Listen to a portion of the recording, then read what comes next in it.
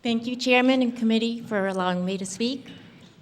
I have something here that's very small, but very dear to me.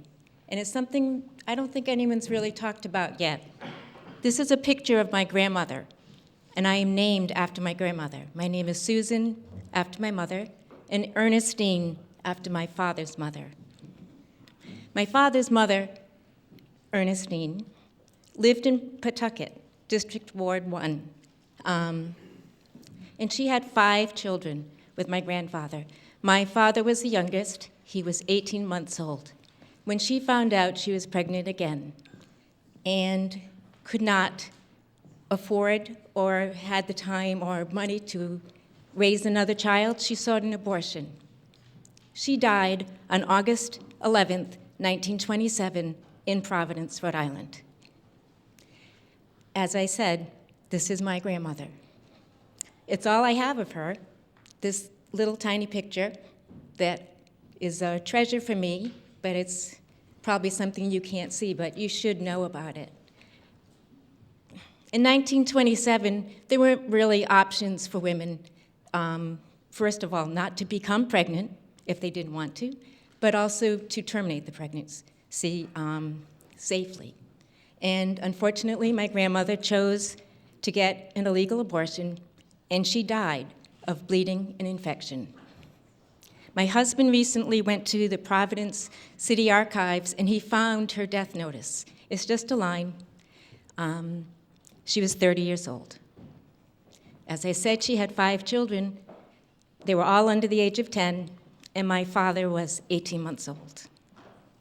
I know about this because my family told me. And I am so proud that I have her name as my middle name.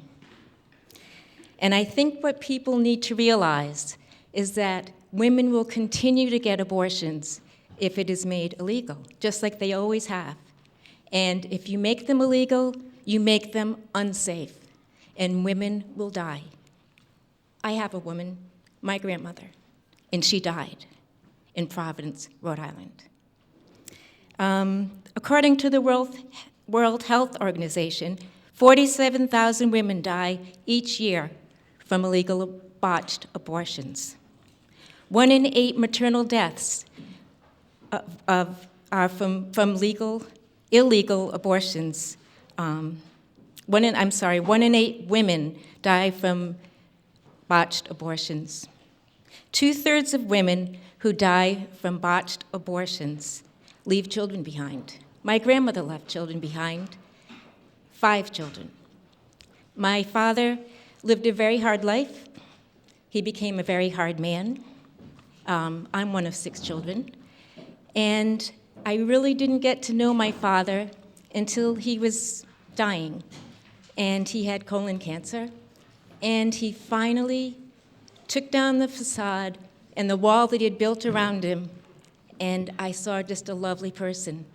But all the years growing up, he was just this hard person because he'd had such a hard life. And I don't wish that on anybody. So what I'm asking is to please support House Bill 5343, keep abortion safe and legal so that people don't die. A lot of people have been talking about life. Well, here's a life, and she died. And this is my grandmother. Thank you. Thank you, Susan. Any questions? Thank you very much. Could we hear from Ron LaRue?